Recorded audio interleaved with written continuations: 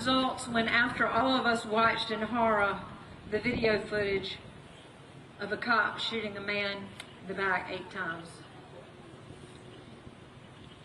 She saw the problem there. This nation was a tinderbox when that happened. We were on the verge of race wars at every turn. She knew what was going on. She knew how to lead through that. When I was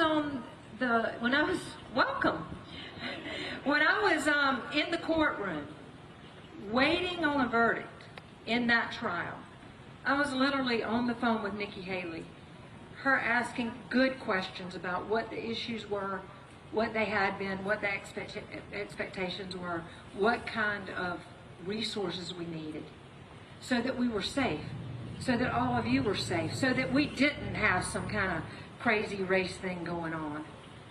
She recognized that problem, and then you know what else she did? She went to work on it. And she signed one of the first bills in our country providing body-worn cameras for officers. She didn't wait around like some of our senators wanted to study the issue. She took action on the issue. And you know what? Do you know who loves body-worn cameras? Cops love body-worn cameras because they keep them safe. Because cops get accused every day of doing something that they didn't do, and they can show that body-worn camera footage, and then they can exonerate themselves. And when there is a rogue cop, a body-worn camera can help ferret that out too. But she took action. She didn't wait around. And in the midst of all of that, we were dealing with one of the most unspeakable tragedies that's occurred in our state in centuries. And that was the murders at Mother Emanuel. And she was there for all that media and all those photographers to show the world that we weren't a racist state, that we weren't a bunch of fools running around like a cop shooting somebody 8 times in the back unarmed as they're running away, or like the madman who went into Mother Emanuel Church. She showed them that's not who we were.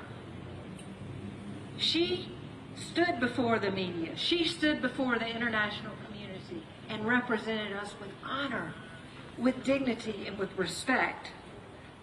And then when the cameras were gone, you'll never see photographs or video or recordings of her sitting in the living rooms for weeks and months after those murders of those families, wiping away their tears, holding their hands, giving them hugs. I know that because I was doing the same thing.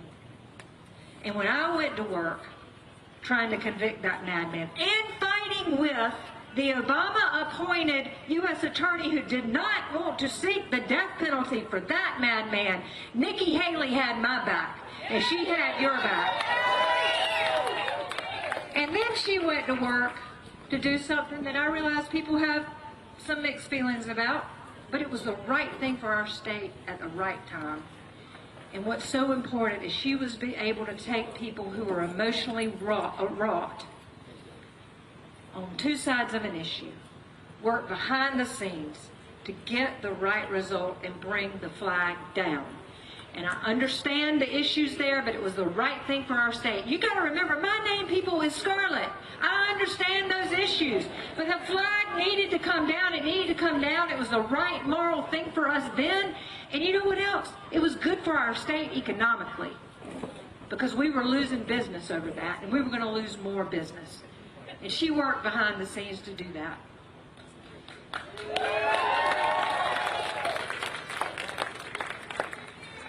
We needed Nikki Haley in the governor's office. We needed Nikki Haley in the Trump administration. And we need Nikki Haley in the White House now.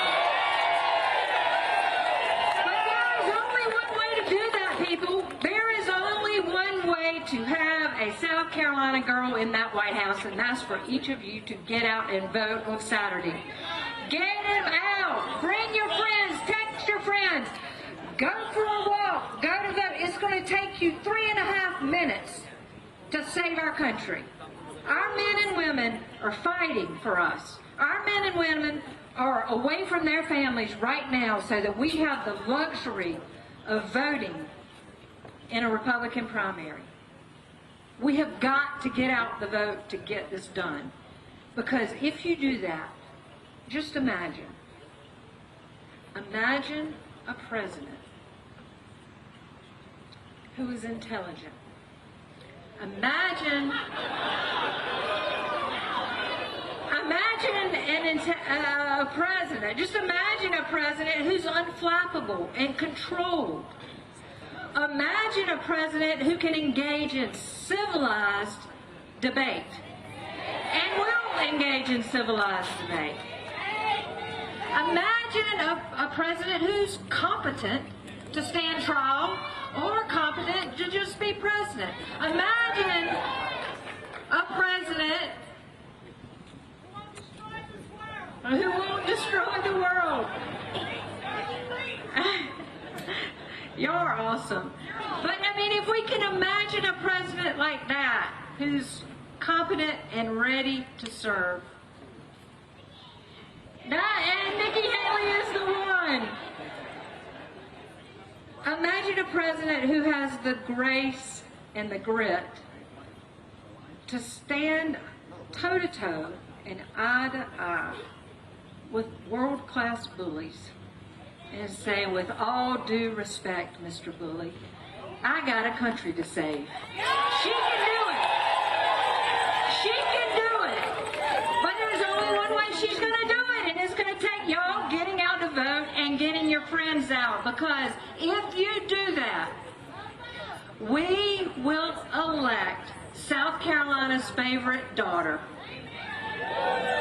All right, are y'all ready? Ladies and gentlemen, please welcome the first woman to be president of these United States, Nikki Haley.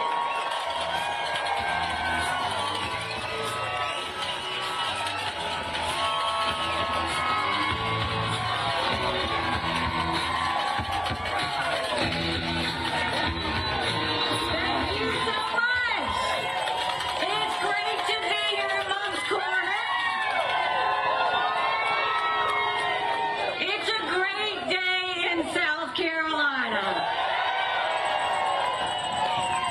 You know what, I'll tell you, we are blessed because when we have issues that we don't want to have to deal with, whether it is the shooting of Walter Scott or Mother Emanuel Church or anything else that comes up, we grow strong women in South Carolina. And you are blessed that you have a strong woman fighting for you. Thank you, Scarlett. We love you. Thank you so much. So I look at this crowd and I get so excited because it reminds me of what we've been through together. Think back to when I first came in as governor. It was tough. It was tough. We had 11% unemployment. We had thousands of people on welfare. And South Carolina was the butt of the jokes. And what did we do? We rallied. We rallied. We got together and we said it's time to get to work. And we moved that 11% down to 4%. We announced jobs in every county in the state. By the time I left, we were building planes with Boeing. We were building more BMWs than any place in the world. We brought in Mercedes-Benz. We brought in Volvo. 5 international tire companies. They were referring to us as the beast of the Southeast. We did pass the first body camera bill in the country. We passed tort reform. We passed pension reform. We cut taxes. We built up our coffers. We made sure that we paid down our debt, and we acknowledged some truths. We said if you have to show picture ID to buy Sudafed, if you have to show picture ID to get on a plane, you should have to show picture ID to protect the integrity of the election process. We passed voter ID in South Carolina. We passed the toughest illegal immigration law in the country. President Obama sued us over it, and we won. We held the elected officials to account in this state. We made them start showing their votes on the record instead of hiding them behind closed doors. We made sure that they had to start disclosing their income so that you could see exactly who was paying them. We vetoed $500 million of their pet projects in their report because your tax dollars didn't need to be going to those. And by the time we were done, we were named the friendliest state in the country. The one I love, the most patriotic state in the country. And don't blame me for this one, the number 2 state in the country people were moving to. And now I'm running for president, and look at the situation we are in. It is not good, and you don't have to turn on the news to see it. We are $34 trillion in debt. We're having to borrow money just to make our interest payments. China owns some of that debt. And for the first time now, we're paying more money in interest than we are in our defense budget. You know who notices that? Russia, China, and Iran. We've got to start getting to work. But when you look at the situation that put us in, we've got to be honest about who did that to us. I would love to tell you that Joe Biden did that to us. But I have always spoken to you in hard truths, and I'm going to do that with you today. Our Republicans did that to us too. You go and look, and you can talk about having a good economy under Donald Trump, but what did he do? Out of that $34 trillion, $8 trillion in 4 years he put us in debt that our kids are never going to forgive him for. And then you go and look at what Republicans did. All of them together passed a $2.2 trillion COVID stimulus bill with no accountability that expanded welfare, that's now left us with 80 million Americans on Medicaid, 42 million Americans on food stamps. That's a third of our country. And did Republicans try and make it right? No, they opened up pet projects and earmarks for the first time in 10 years, pushing through 7,000 of them last year. Don't you think it's finally time we had an accountant in the White House? The way we're going to take care of our economy, we're going to start by clawing back the $100 billion of unspent COVID dollars that are still sitting out there. Instead of 87,000 IRS agents going after middle America, let's go after the hundreds of billions of dollars of COVID fraud. 1 out of every $7 was spent fraudulently. If 8% of our budget is interest, quit borrowing. Cut up the credit cards. You have to balance a budget every day. I had to balance a budget as your governor. Why is Congress the only group that refuses to balance a budget? We'll stop the spending, we'll stop the borrowing, we'll eliminate their pet projects, and I will veto any spending bill that doesn't take us back to pre-COVID levels. That will save us trillions. Then we're going to take as many federal programs as we can and send them down to the state levels. That way we'll dramatically reduce the size of the federal government, but we will empower people on the ground. Think education, think healthcare, think welfare, think mental health. If we cut those strings and allow those dollars to go down, that way, closer to the people, we're deciding those decisions, not people in Washington, D.C. That's where it should happen. And then we're watching the rich get richer and the poor get poorer. We need to open up the middle class. That's why we're going to cut taxes on the middle class and simplify the brackets. We're going to eliminate the federal gas and diesel tax in this country. And we're going to make small business tax cuts permanent. Small businesses are the heartbeat of our economy. We have to start acting like it. And you know, if we're going to talk about Congress, let's talk about the fact that Congress has one job, and that's to give us a budget on time. Do you know Congress has only given us a budget on time 4 times in 40 years? 4 times in 40 years. Do you know what we're going to do about that? When I'm president, if Congress doesn't give us a budget on time, Congress doesn't get paid, period. Don't you think it's finally time we had term limits in Washington, D.C.? Don't you think we need to have mental competency tests for anyone over the age of 75? Look, I'm not being disrespectful when I say that. We all know people over the age of 75 that can run circles around us. And then we know Joe Biden. Congress has become the most privileged nursing home in the country. And it's nothing to play with. These are people making decisions on the future of our economy. These are people making decisions on our national security. We need to know they're at the top of their game. Now let's talk about the border. I can't believe this is happening in the United States of America. 9 million illegal immigrants have come across that border. We had more fentanyl come across that border last year that would kill every single American. Number one cause of death for adults 18 to 45, fentanyl. And don't think for a second China doesn't know what they're doing when they send it over. Now, when we passed the toughest illegal immigration law in the country, everybody noticed, including President Obama. We need to take what we did in South Carolina and go national with it. We will do a national E-Verify program so that every business has to prove that the people they hire are in this country legally. We will defund sanctuary cities once and for all. No more safe havens. We will put 25,000 Border Patrol and ICE agents on the ground and let them do their job. We will go back to the Remain in Mexico policy so that no one steps foot on U.S. soil. And instead of catch and release, we'll go to catch and deport. That is how we will deal with the border.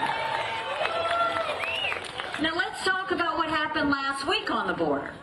There was a border bill that came up, and part of that bill was good. It strengthened asylum laws. We have to strengthen the asylum laws because 3 million illegal immigrants came in under the Trump watch because our asylum laws weren't strong enough. The part of the bill that was weak was it didn't include the Remain in Mexico, and we have to have that. And it had a 5,000 person threshold. We can't even have a 1 person threshold.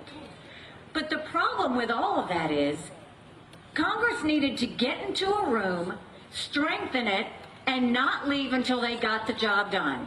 And what did they do? They went on a 2-week vacation. And then you had Trump, who came in and said, don't pass anything on the border until after the general election because it would hurt him. We can't wait 1 more day to secure that border. We have got to get it done. Congress needs to get us a strong border bill, and Trump needs to stay out of it, period. And then, you know, growing up in Bamberg, South Carolina, my parents always taught me, you take care of those who take care of you. But I'm going to ask you if we're taking care of those who take care of us. Right now in America, over 35,000 of our veterans are homeless. 1 in 3 suffers from PTSD or thoughts of suicide. We lose 22 heroes a day to suicide. If a vet needs a doctor's appointment at the VA, on average it takes 29 days. Why 29 days? Because on the 30th day they can go to the doctor or hospital of their choice. So midway through the 29 days, they get a call to reschedule, and the clock starts all over again. It is shameful how we treat our veterans. Now, I'm the proud wife of a combat veteran who served in Afghanistan. And when Michael came home to us, that was a lot of prayers answered. Oh, I love him too. But when we got home, life got hard. Michael couldn't hear loud noises. He couldn't be in crowds. Life had passed him by for the year that he was gone, and the transition was tough. We can't just love our men and women when they're gone. We gotta love them when they come back home too. That's why we need to do more than just a 2-week transition. We need to take care of them for the long haul. Let's do telehealth so they get the mental health care they need right when they need it. Let's let them go to the doctor or hospital of their choice. They've earned that right. And I think the best way we take care of VA health care, I think every member of Congress should have to get their health care from the VA, and you watch how fast that gets paid. It'll be the best health care we guaranteed, guaranteed. And speaking of military, let's talk about our national security. The world is on fire, literally. We've got a war in Europe. We've got a war in the Middle East. We've got North Korea testing intercontinental ballistic missiles capable of hitting the U.S. You've got China doing cyber attacks on our infrastructure. And you've got Russia now doing blinding satellites so that we can't see if a missile's coming or we can't see if they try and take out our infrastructure. It's a lot. We have got to have a leader that has moral clarity. We need to have a leader that knows the difference between right and wrong. And you look at the situation that we're dealing with and how sensitive it is. And I want you to think about what Donald Trump said in Conway, South Carolina. Because when he went off his teleprompter, what he said was unbelievable. He said that not only would he not defend our allies, but that he would actually encourage Putin to invade our allies. Now think about what that means. You encourage Putin to invade our allies. That means Trump is siding with a thug, where 500,000 people have died or been wounded because Putin invaded Ukraine. Trump is siding with a dictator who kills his political opponents. Trump is siding with a tyrant who arrests American journalists and holds them hostage. Trump is siding with someone who has made no bones about wanting to destroy America. And Trump's going to side with Putin over the allies that stood with us at 9/11? What are you saying? Because in that 1 second, he made all of our allies vulnerable. In that 1 second, he emboldened Putin. In that 1 second, he put every military member who's serving in those countries in danger. That is not moral clarity. And then he went a step further and decided to mock my husband's military service. Now let me say this. Michael and I can handle it. When you're in politics, it's open season. But you mock one member of the military, you're mocking every member of the military. But the problem is, he doesn't understand that sacrifice. This is a pattern. We saw that he said members of the military who lose their lives, they're suckers or losers. He says at the Arlington National Cemetery, what was in it for them? He doesn't understand that for our men and women who serve, it's not about them. It's about something bigger than themselves. It's about the fact they know freedom isn't free. They don't do this for kicks and giggles. They do this because they believe in our country and they know we have to defend it. And Donald Trump's never been near a uniform. We all know veterans. We all know people who've lost their lives in service. It's personal for us. He's never been near a uniform. He's never had to sleep on the ground. The closest he's ever come to harm's way is if a golf ball happens to hit him on the golf course. But then you have to look at, if we're going to talk about national security, what do you want in a president? You want a...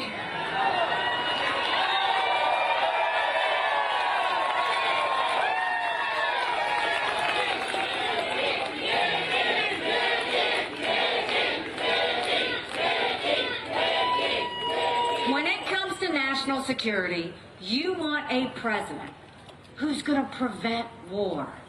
You want a president that's focused on national security. You want a president that's going to keep Americans safe. That's what we want. So we know what to do with the domestic issues. We know what to do with national security.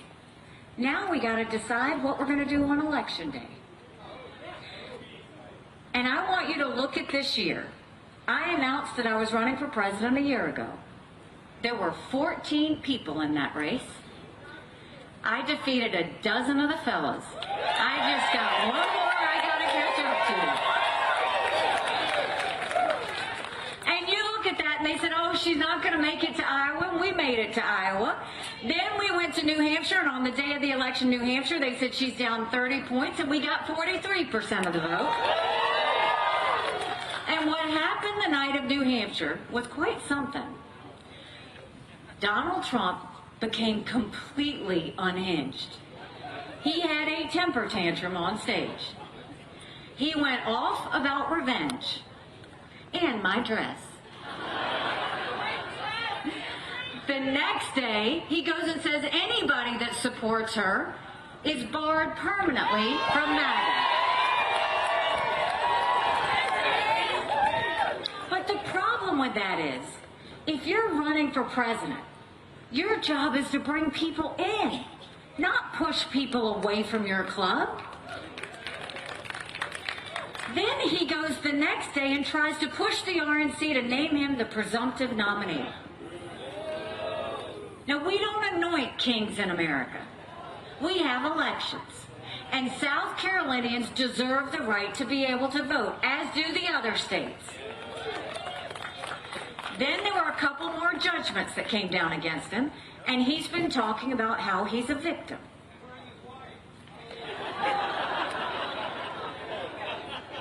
Now, the one thing that bothered me the most about whether it was the night of New Hampshire or whether it was him complaining about being a victim, at no point did he ever talk about the American people.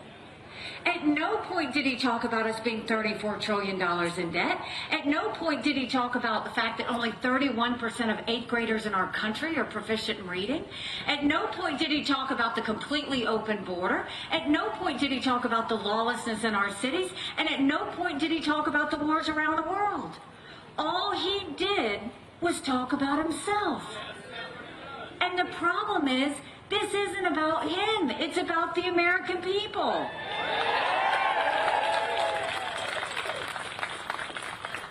So now we have a decision to make. Do we want more of the same, or do we want to go in a new direction? More of the same is not just Joe Biden. More of the same is also Donald Trump. But don't listen to me. Listen to Americans around the country.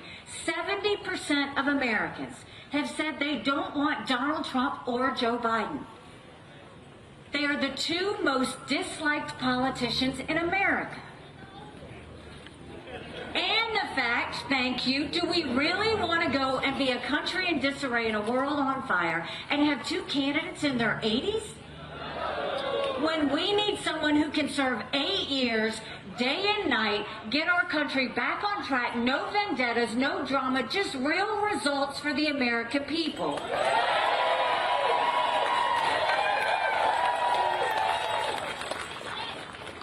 And you know, I was looking at the TV the other day and I saw that Donald Trump's running commercials against me, so clearly he is taking it seriously.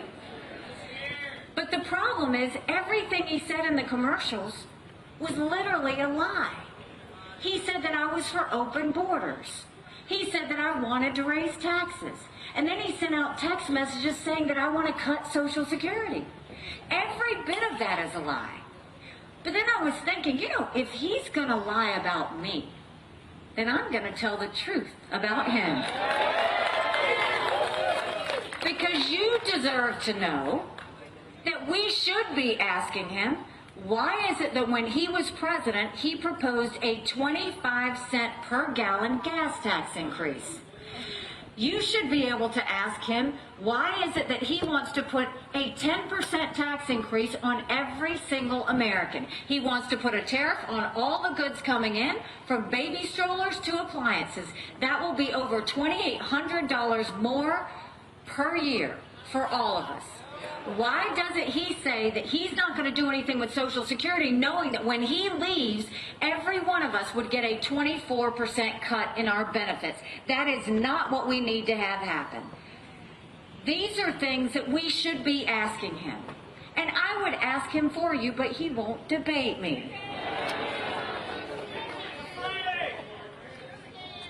But more than that, why do we all care? Why does this matter now more than ever? You know, 7 months ago, I dropped Michael off at 4 a.m. for another year-long deployment. And I watched him and 230 soldiers pick up their 2 duffel bags of belongings to go to a country they'd never been, all in the name of protecting America.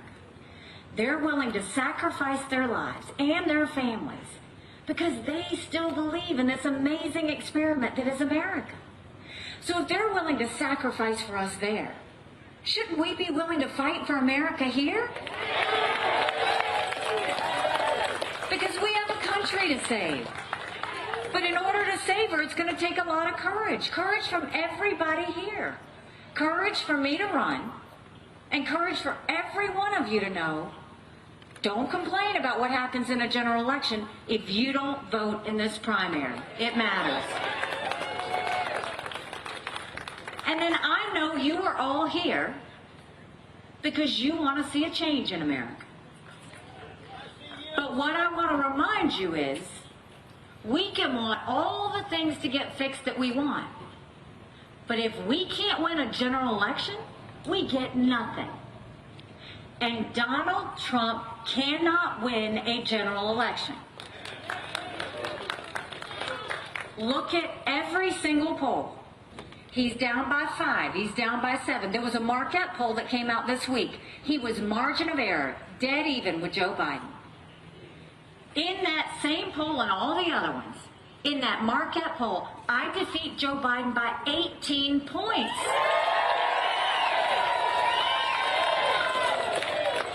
Do you know what that means? That's bigger than the presidency. That's House, that's Senate, that's governorships, that's school boards. That's a real directional turn in our government. But you win by double digits. That's a mandate going into D.C. to stop the wasteful spending and get our economy back on track.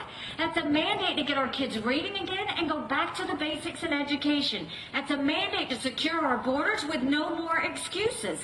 That's a mandate for law and order back in our cities, and that's a mandate for a strong America that prevents wars that we can all be proud of. Don't you want that?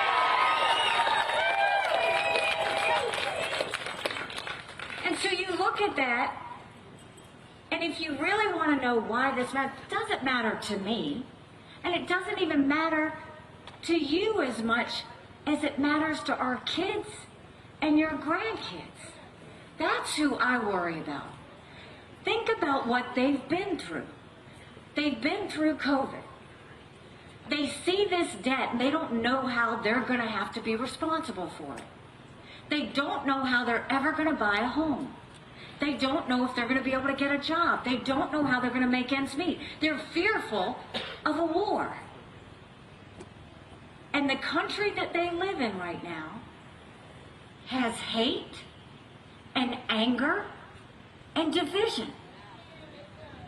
They deserve better than what they're getting right now.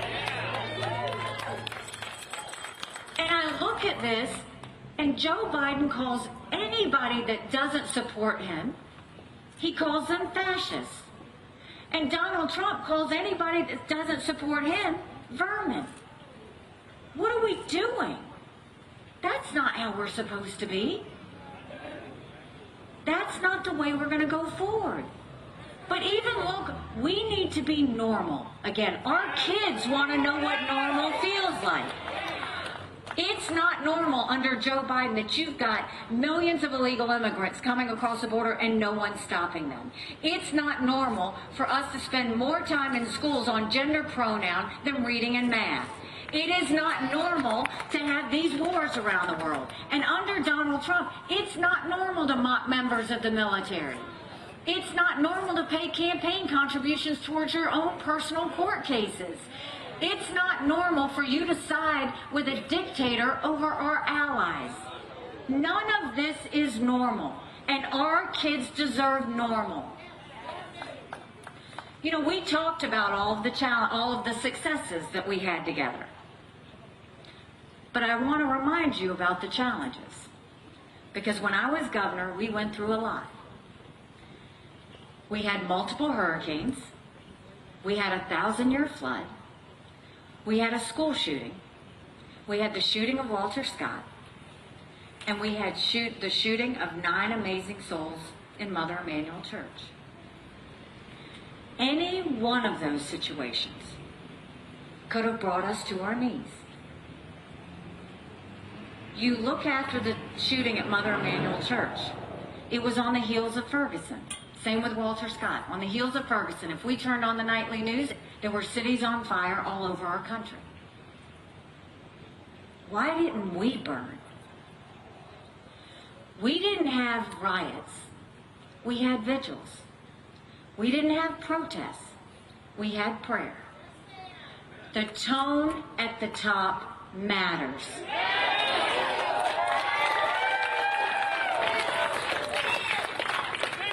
If you notice, I didn't judge either side. I didn't pick who was right and who was wrong. That's not what a leader's supposed to do. You don't judge your people. Instead, you bring out the best in people so that they can see a good way forward. And that's what we did as South Carolinians. We showed the entire country and the world what grace and strength look like over and over and over again. And through that unity, that's where we found our strength. Now we need that same thing in our country. And we have the chance to do that. Tomorrow is election day. Anybody can vote in this election as long as they didn't vote in the Democratic primary on February 3rd. I need you to get out and vote. I need you to take 5 people with you. I need you to make sure you call your friends, email everybody you know, text, take anybody who can't get there to the polls, because it matters.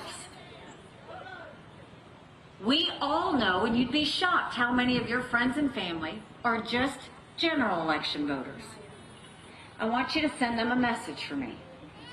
In a general election, you're given a choice. In a primary election, you make your choice.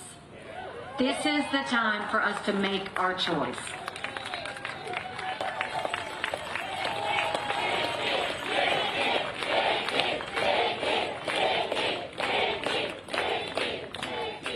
I think South Carolina is going to show up strong and proud tomorrow. I want you to get everybody to the polls, and this is what I will promise you. I will promise you the same thing I promised you when you elected me governor twice before. I will spend every single day proving to you